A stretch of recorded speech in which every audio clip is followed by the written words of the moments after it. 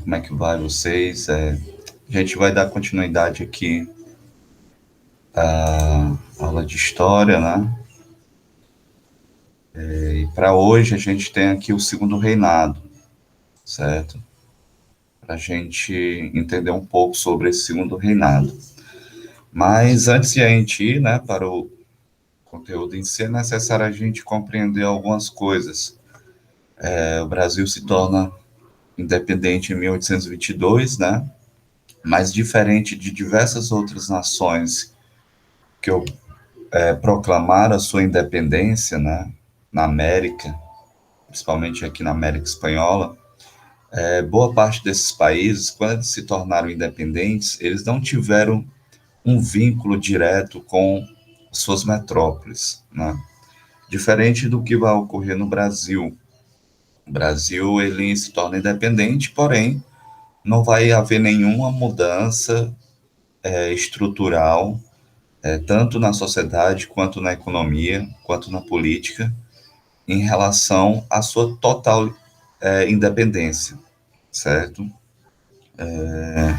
O Brasil ainda fica à mercê de um sistema monocrático, né? Ou seja, onde tem a figura de um imperador. Então, o Brasil de uma colônia passa para a denominação de império, né? Na colônia, nós tínhamos o rei, né, de Portugal comandando lá da sua metrópole, né? E aí teve aquela vinda dos portugueses para o Brasil, né, em 1808, por conta da invasão de Napoleão em Portugal. E eles, a corte, né, no caso, a família real portuguesa veio para o Brasil. Diante dessa presença, né, da família real do Brasil, o Brasil, em algum aspecto, ganhou certa credibilidade, né, porque toda a riqueza, né, que era produzida no Brasil, ele começou a ficar no Brasil, ele não ia mais diretamente para Portugal. Porém, a sociedade ainda continuava uma sociedade de latifundiários. O que são latifundiários? Uma sociedade que era composta por grandes fazendeiros, né? Grandes proprietários de terra. Uma sociedade onde, de alguma forma, vivia de uma mão de obra, né, escrava, né? Ou seja, uma mão de obra escravizada. Ou seja, a produção da riqueza do Brasil não teria nenhum custo, né? Ou seja, só produzia riqueza, né? Essa riqueza era através dos produtos aqui, como a cana-de-açúcar, né, principal, mas a mão de obra escravizada também serviu como uma grande fonte de riqueza, né? Há estudos, né, que o tráfico negreiro ele foi bem mais lucrativo do que outras fontes econômicas no Brasil, certo?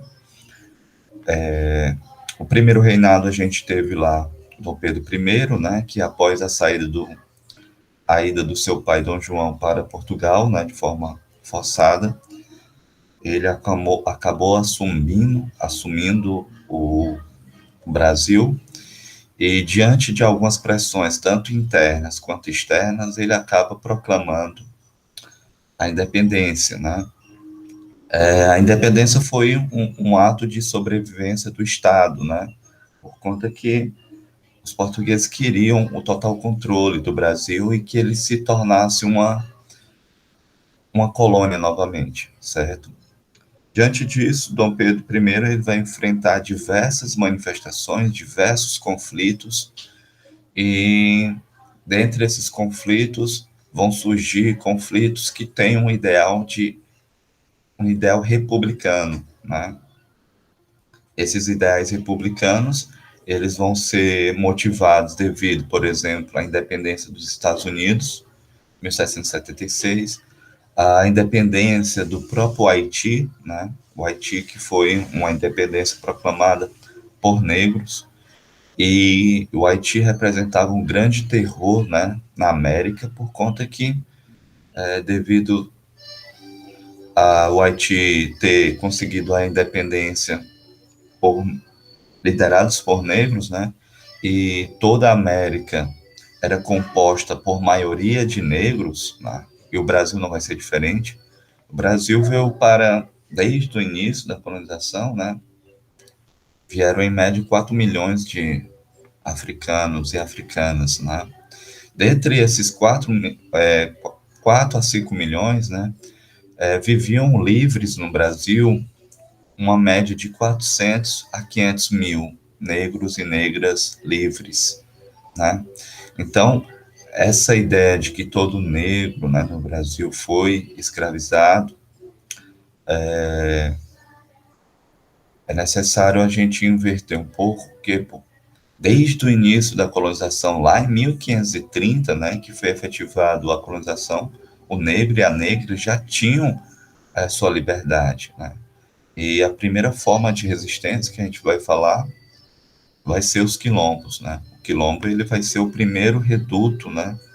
É uma instituição republicana, assim como diz um intelectual negro, né?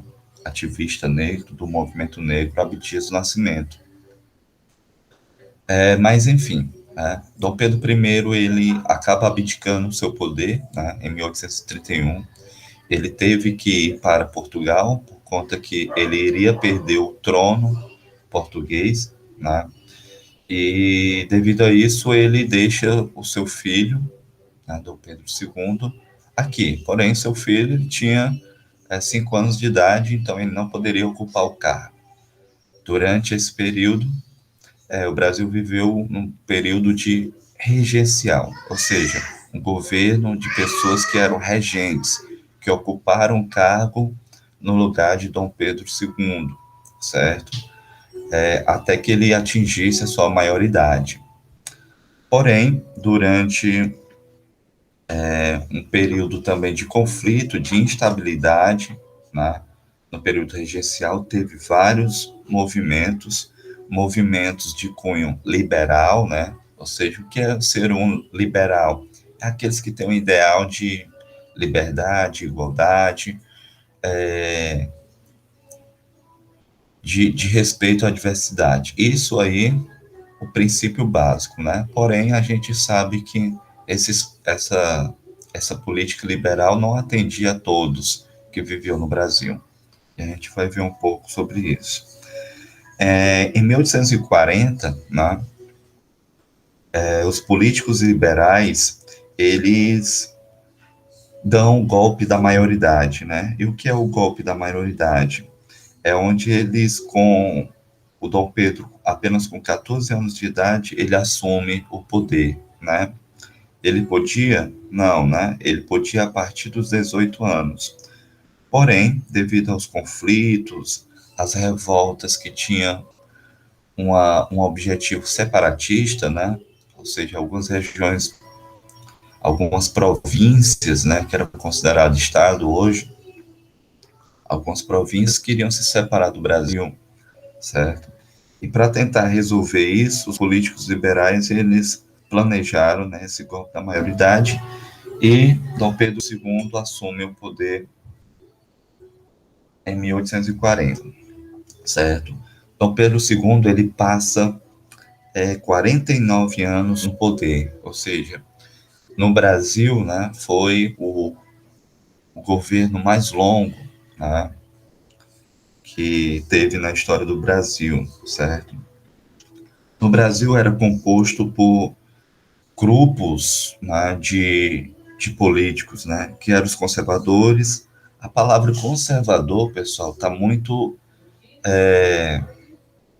nos dias atuais, está muito evidente, né? O que são os conservadores? São aqueles que conservam valores e eles não aceitam muito as mudanças, né? E parte desses conservadores, eles de alguma forma queriam conservar algumas coisas que existiam no período colonial, né? Já os liberais não, os liberais eles queriam um avanço, né? A ideia de progresso, queriam de alguma forma se assemelhar a uma república, né? Sendo que o Brasil, né, tinha era um sistema de governo dividido em quatro poderes, né? Que era o legislativo, o judiciário, o executivo e, por último, o poder moderador. Esse poder moderador dava poder ao imperador, né, de, de estar acima dos três poderes, certo? Do legislativo, dos três poderes não, dos dois poderes, né, legislativo e judiciário, porque o próprio imperador, ele tinha dois poderes, era o poder do executivo e o poder do moderador, certo? Bem, o Brasil ele vai ter aqui uma espécie de parlamentarismo, né, mais às avessas. Por que o parlamentarismo às avessas? Porque o parlamento, né, de alguma forma, é um sistema de governo onde o próprio legislativo decide sobre ações de um Estado, né? Porém, esse parlamentarismo no segundo reinado, ele estava subordinado ao imperador. E essa subordinação não dava plenos poderes ao parlamento, né? E aí existia essa política de revezamento, onde o imperador dava, né, um certo poder a determinados políticos, né? Durante o segundo reinado, né, a cana-de-açúcar ela vai perder, né, o seu poder econômico por conta que os holandeses vão desenvolver o açúcar de beterraba, né, e vai concorrer com o açúcar do Brasil e o Brasil acaba perdendo. Tá? Então, o açúcar ele vai diminuir a sua produção e o café ele começa a ganhar força, principalmente ali na região sudeste, certo? Onde é considerado o Vale da Paraíba. E aí, diante disso, no Brasil vai ter umas mudanças sobre uma política de abolicionismo, né? Vai ter um conjunto de abolicionistas que a gente vai ver um pouco mais, certo? A gente está vendo esse mapa mental aqui. Bem, e é nesse período, pessoal, na metade do século XIX, né, que o café ele vai ganhar credibilidade, né? Entre os anos de 1830 e 1850, o café ele vai ganhar ascensão. E para isso, é nesse período aqui, pessoal, que vai iniciar o processo de imigração no Brasil, porque o tal do progresso, né, o tal do progresso do imperador, do, dos políticos, né, principalmente Dom Pedro II, né, que mostra aí na novela que ele era muito amigo, né, dos negros, dos índios, entre outras coisas, mas é nesse período que o progresso ele se disfarça pela ideia e o caráter do racismo o racismo científico vai surgir aí durante o século XIX, certo? Mas a ideia de que colocar mais gente branca no Brasil era uma maneira de garantir o progresso, né? O que é isso, pessoal? O embranquecimento. O embranquecimento para tirar o mal que o Brasil tinha, que era o tal da escravidão, que era o tal do negro e da negra no Brasil, certo? Então, o Brasil ele vai passar, né, por esse processo de embranquecimento já aí na metade do século XX, né, 1830, a partir de 1850, isso vai aumentar cada vez mais, certo? Bem, o Brasil também ele vai passar por um processo de modernização. Tá? Muitas cidades irão se modernizar, vão criar suas escolas, por exemplo, aqui em Fortaleza, né? Aqui em Fortaleza nós vamos ter a escola Liceu do Ceará, que fica ali no centro, que foi construída em 1845, né? E essa escola era para os grandes proprietários de terra, né? Lembrando que aqui nós tínhamos um conjunto de pessoas que garantiram as suas terras a partir lá das capitanias hereditárias, né? O sistema de capitanias hereditárias, que o capitão donatário recebia a doação da terra e aí ele passava de geração em geração para a sua família. Então, o produto da riqueza no Brasil e da desigualdade no Brasil começa lá atrás, né? Quando é doada essas terras para poucas pessoas. Então, a gente vive aqui numa sociedade latifundiária, uma sociedade patriarcal, onde a mulher ela não vai ter grandes direitos, certo? Apesar de a gente ter tanto mulheres negras quanto mulheres no Brasil que tiveram destaque nacional, certo? A gente vai falar de uma mulher negra já já aqui, certo? E o Brasil começa a investir também em manufaturas, ou seja, em, em pequenas indústrias, né? O Brasil não tinha essas pequenas indústrias. Então, essas pequenas indústrias vão criar uma certa ascensão, né? Pequenas indústrias irão ser elaboradas aqui no Brasil, certo? E durante o segundo reinado, né, vão surgir diversas leis, né, abolicionistas, né? Essas leis vão ser a Lei Eusébio de Queiroz, que vai ser uma lei para inglês ver, né? Ou seja, nenhum não se aceita mais o tráfico de negros e negras, né, vindas do continente africano, mas diante disso, né, mesmo depois dessa lei, a Lei Eusébio de Queiroz, vários negros e negras entraram no Brasil, né? Existiu antes dela a Lei Feijó, Nunes Feijó, né? Que teve como objetivo, né, a partir de 1831, que todo negro que entrasse no Brasil após esse ano de 1831, ele estaria liberto.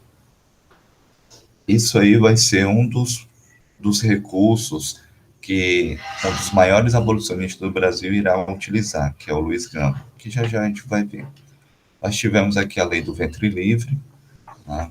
A lei do ventre livre, ela vai ocorrer depois, né, ou seja, quase no final do período imperial no Brasil, certo?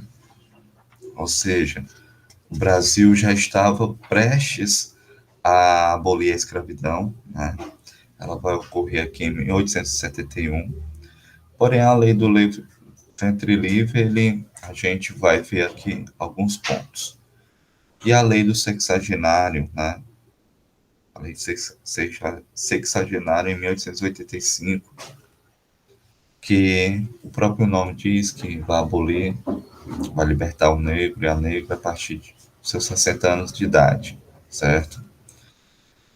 Diante disso, o Brasil vai passar por uma crise econômica ocasionada pela Guerra do Paraguai. Ou seja, o Paraguai, né, se dizia que Solano Lopes, que governava o Paraguai, ele era um ditador, né? Isso aí, segundo a Inglaterra, segundo o Brasil, se bem que existem alguns registros sobre o Paraguai que Solano Lopes ele tinha uma política de expulsar os grandes latifundiários, ou seja, os grandes donos de terra, e distribuir essa terra para aqueles que não têm. Então, Solano Lopes fez uma reforma agrária no Paraguai, né? O fato de o Paraguai ter um grande exército foi por conta que as pessoas de alguma forma apoiavam Solano Lopes. Mas a história construiu um outro cenário, né, uma outra ideia sobre os paraguaios, né, sobre Solano Lopes, que era uma espécie de ditador, né. E de alguma forma ele foi, né, porque aqueles que não aceitavam a política dele, ele acabava aprisionando, torturando e também condenando à morte, certo? Mas existe um outro ponto, né, Outro ponto que ele foi uma das primeiras nações a iniciar a reforma agrária. O Brasil até hoje luta por isso, certo? Então a Guerra do Paraguai, Brasil, Argentina, Uruguai se uniram, influenciada pelos ingleses, e iniciaram a guerra, né, contra o Paraguai. O Paraguai resistiu, né? O Paraguai, de alguma forma, ele tinha uma potência econômica, uma potência militar, quer dizer, e isso fez com que eles tivessem uma certa resistência, certo? E foi a partir daí que o exército brasileiro ele ganhou força, né? Duque de Caxias, ele vai ser um dos principais aí, ícones dessa guerra, e de alguma forma os paraguaios eles acabam perdendo, né? Enfim, o segundo reinado ele vai a partir dessa crise econômica, desse dessa ligação também Dom Pedro ao movimento abolicionista, né? E Dom Pedro II ele não tinha muito saco para a política, certo? Ele gostava muito de estudar, ele era um imperador intelectual, certo? E diante disso, quando o exército perde força, né, ele vai começar a exigir, né, e vai ser uma força grande contra o império, certo?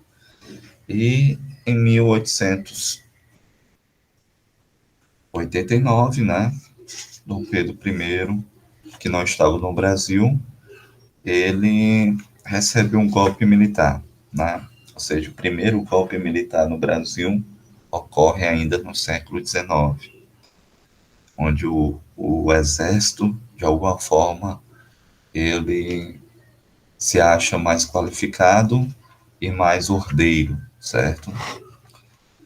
Mas vamos ver aqui, pessoal. É necessário entender que a sociedade do Brasil era composta por negros, por maioria negra, por estrangeiros, além dos portugueses, certo?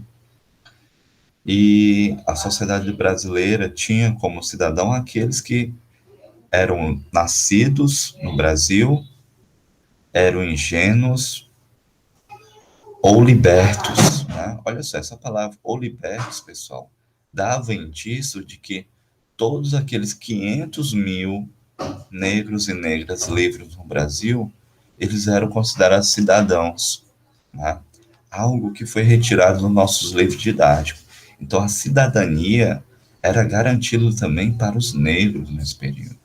É por isso que no Brasil também vão existir proprietários negros, políticos negros, engenheiros negros, inclusive pessoas que vão estar junto ao imperador, né, como conselheiro, como amigo. O próprio André Rebouças, né, ele tinha uma ligação direta com Dom Pedro II. Né? Então, assim, a família Rebouças, certo? Então, a gente vai ter alguns nomes, como o Antônio Conselheiro, né? Vamos ter aí o Luiz Gama, vamos ter o Francisco de Paula, nós vamos ter professores, né, universitários negros, nós vamos ter médicos, enfim, pessoas que tinham uma certa credibilidade dentro do Brasil. Por quê? Porque eles eram cidadãos também, né? Eles eram cidadãos. Isso aqui é só para a gente reforçar. Isso aqui é o artigo 6 da Constituição de 1824, né? Para a gente entender que o negro e a negra não era apenas aquele pobre que aceitou a escravidão, não, né? O negro e a negra, eles foram e resistiram no Brasil. Bem, pessoal, tem essa lei aqui que a gente precisa entender em 1850. Ora, o Brasil já era uma população de grandes latifundiários e boa parte das terras eram doadas para as igrejas, certo? Eram doadas para grandes proprietários, principalmente portugueses, né? E essa lei de terras vai fazer o quê? O Brasil vai deixar de doar a terra e vai começar a vender. Olha só, quem é que poderia comprar terra no Brasil? Apesar de a gente ter um número grande de negros e negras livres no Brasil, essa grande maioria não podiam comprar terra, apesar de alguns terem se tornado grandes proprietários de terra e também, pessoal, a gente não pode negar que o negro também acabou comprando negros para escravizar, né? Porque ter escravos no Brasil também era um sinal, um símbolo de poder, certo? Mas, enfim, aqui ele só vai aumentar o índice de desigualdade que ocorreu no Brasil, certo? E esse índice de desigualdade vai fazer com que a população no Brasil tenha o quê? Hoje o Brasil tem 1% da população brasileira, ele detém mais de 90% da riqueza nacional. Olha só, né? 1%. E esse 1% corresponde a quanto, né? A gente pode ter uma estimativa que o Brasil hoje tem 230 milhões de habitantes, mais de 230 milhões. Então, isso quer dizer que esse 1% possa representar os seus mais de 20 mil, né, pessoas que detêm a maior parte da riqueza nacional. E isso, pessoal, advém lá do Brasil colonial, lá do Brasil imperial, né? A riqueza está nas mãos de poucos. E nossos grandes políticos, né? Eles perpetuam seu poder através dessa instituição, do Senado, da Câmara e, da Assembleia, né, Legislativa. Ou seja, a perpetuação do poder é através da propriedade de terra e é através da política, certo? E a gente precisa entender que a consciência política é o necessário para mudar e transformar uma sociedade. Enfim, como eu havia falado, né, existiu essas leis abolicionistas e essas leis abolicionistas não surgiram do nada. Essas leis abolicionistas tiveram lá atrás, né, só passar um pouquinho aqui, lá atrás, o primeiro reduto de resistência, né? No Brasil, tiveram diversas revoltas, tiveram quilombos que promoveram leis, né? Tiveram quilombos que promoveram aliança política com províncias, tiveram quilombos que promoveram a sua própria sobrevivência através da sua produção econômica. Então, assim, o quilombo que existe até hoje, que muitos quilombos hoje ainda passam por processo de reconhecimento, só que no atual governo isso ficou cada vez mais difícil, e principalmente com o presidente, né, da Fundação Palmares, que, de alguma forma, ele descaracteriza e desvaloriza algumas figuras da história do Brasil, que no caso é o Zumbi dos Palmares, né? Enfim, então o primeiro reduto de resistência, ou seja, essas leis abolicionistas, elas foram movidas devido a uma pressão, a revoltas que existiram no Brasil. Um deles aqui vai ser Luiz Gama, que no caso aí, quem ainda não assistiu o filme dele, recomendo. Ele dizia, né, isso em pleno judiciário, né, em pleno tribunal, não tolera o magistrado que do bril descuidado vende a lei, trai a justiça. Olha só, faz a todos injustiça. Então ele já está falando aqui de corrupção, pessoal, dentro da lei. Vende a lei, certo? Com rigor deprime o pobre, presta abrigo ao rico, ao nobre, e só acha horrendo o crime no mendigo que deprime. Será que o Luiz Gama está falando de um Brasil do século XIX ou de um Brasil do século XXI? Quantas injustiças ocorrem no Brasil, pessoal? A gente teve um último dado, pessoal, que 70% das pessoas que são presas apenas por reconhecimento facial são negros. Apenas por reconhecimento facial. Teve um último caso aí em que um músico, né, ele estava tocando e ele estava entre as fotografias na polícia, estava lá a imagem dele, sendo que ele não tinha nenhuma passagem pela polícia. E ele foi preso por conta que uma mulher, né, branca, reconheceu ele como a pessoa que tinha assaltado ela, né? Então, que lei é essa? Que justiça é essa, né? Que presta abrigo ao rico, né? O policial que chega no condomínio de luxo e, de alguma forma, o proprietário dessa casa xinga, ameaça, desrespeita a autoridade policial e nada acontece com ele. Enquanto que o mesmo policial, ele vai para uma periferia, invade a casa daquele cidadão ou da cidadã, agride e por aí fica, né? Então, o que o Luiz Gama fala durante o século XIX se perpetua no século XX e está presente no século XXI, né? E Luiz Gama ele foi responsável pela liberdade de mais de 500 escravizados. Olha só, né? Uma pessoa, um homem que conseguiu sua própria liberdade e conseguiu a liberdade de centenas. Mas antes de Luiz Gama, pessoal, é necessário a gente conhecer também Esperança Garcia, né? Ela foi reconhecida pela OAB, primeira advogada, pessoal, primeira advogada no Brasil. Por quê? Porque ela conseguiu sua própria liberdade, tá? Ela redigiu uma carta defendendo a tese que ela não poderia ser escrava.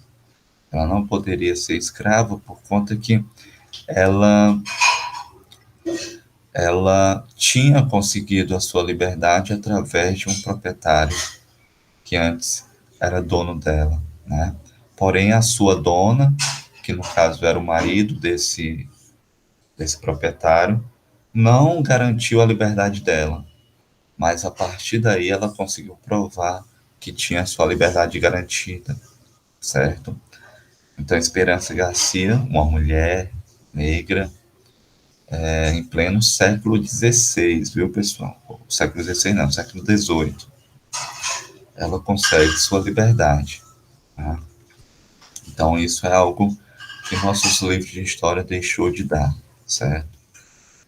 Enfim, só que tem algumas questões, né, do qual a gente pode resolver. Essa aqui está meio clara, mas a gente vai ver aqui.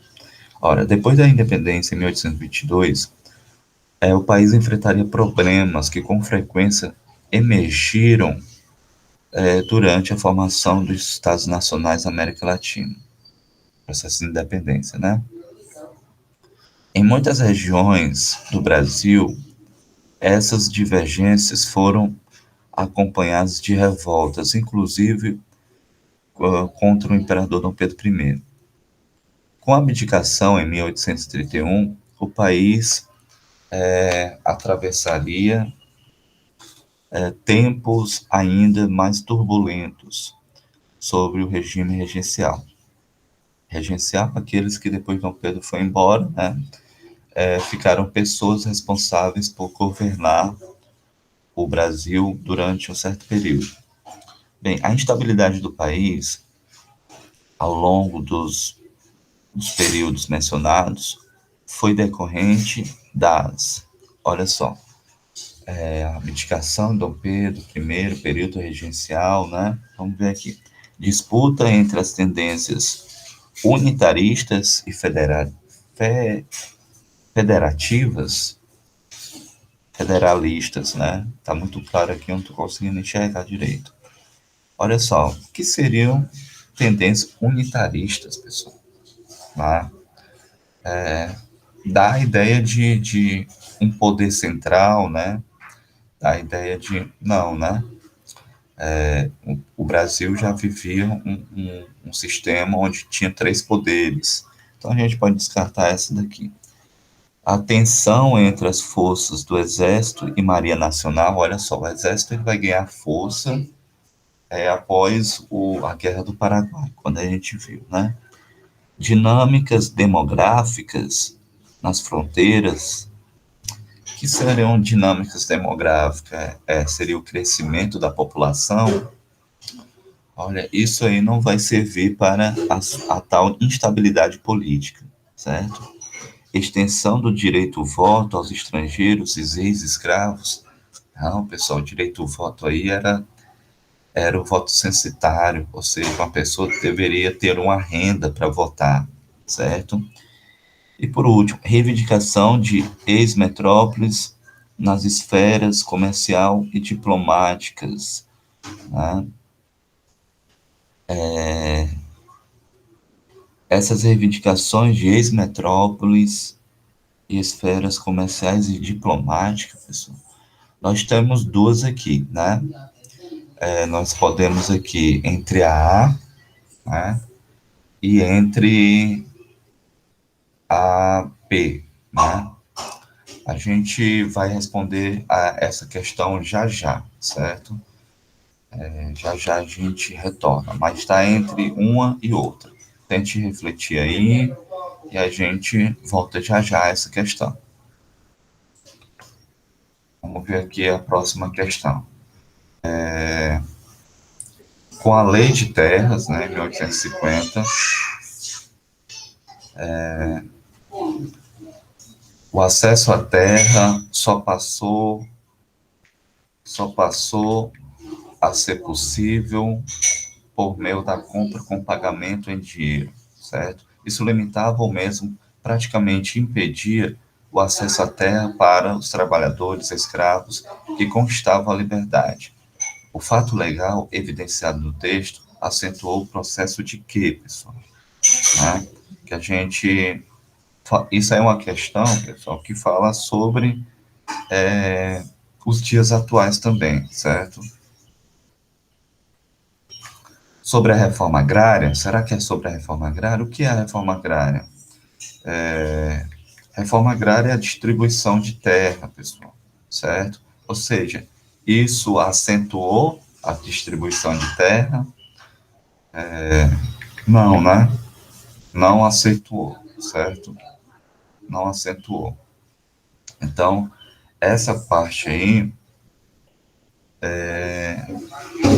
não está coerente. Expansão mercantil, será que pode, né? Com a lei de terra que passou a ser comprado, o que isso favorecia no mercado? Será que é essa mesmo? A gente vai vendo aqui. Concentração fundiária, né? O que é a concentração fundiária? Ou seja, as pessoas terem cada vez mais terras, certo? Cada vez mais terras. Desruralização da elite. Olha, desruralização. Se for falar de desruralização, a gente está falando sobre urbanização, né? Se bem que o Brasil, nesse período aí, já estava se urbanizando, certo? E isso pode ser um fator. A gente vai pensando aqui, certo? Deixa eu ver aqui. Outro ponto. Mecanização na produção. Será que isso vai favorecer ao processo das manufaturas? É isso mesmo? É isso que a gente deve marcar?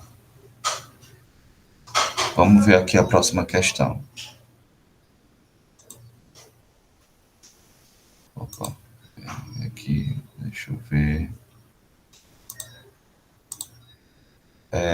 Vamos lá, aqui a poetisa Emília Freitas, Subiu a um palanque nervosa, pedindo desculpas por não possuir títulos e nem conhecimento, mas orgulhosa ofereceu a sua pena que, sem ser hábil, em compensação, guiada pelo poder da vontade.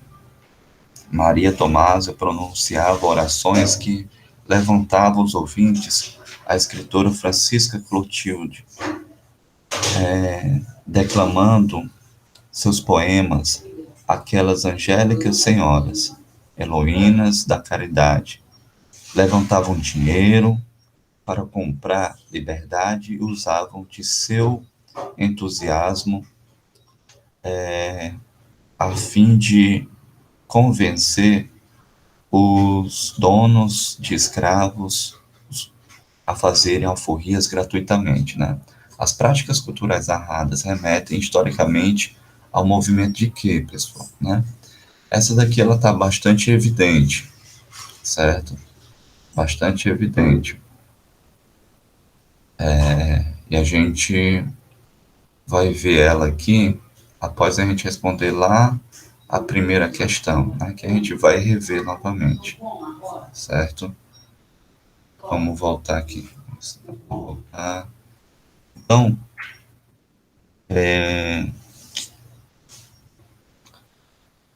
aqui ele fala sobre a independência, né? Ou seja, a instabilidade política, né? No segundo reinado, certo? Sobre essa instabilidade, a gente ficou entre essas duas questões em relação aqui a... Bem, pessoal, a questão unitarista é aquela questão de ter um poder próprio, certo? E federalistas era onde no caso, cada província deveria ter uma autonomia. A gente viu que várias revoltas no Brasil ocorreu com motivo separatista, né? Porque eles queriam ter uma autonomia, certo? Então essa primeira aqui vai ser a A. Então quem respondeu a A, beleza. Vamos aqui para a próxima. Bem, aqui sobre a lei de terras. Sobre a lei de terras, quem respondeu aqui concentração fundiária, ou seja, hoje, até hoje, nós temos uma concentração de terra na mão de poucos. Então, C. E por último, quando ela fala aqui sobre a ideia de escravos, né, da escravidão, a gente está falando aqui também de um movimento que é o abolicionista, tá certo? Pessoal, eu vou estar repassando isso para o Google, né? Google Sala de Aula, e após isso eu vou estar passando também um TD, né, de várias questões sobre o segundo reinado, certo? Até a próxima. Deixa eu interromper aqui. Gravação.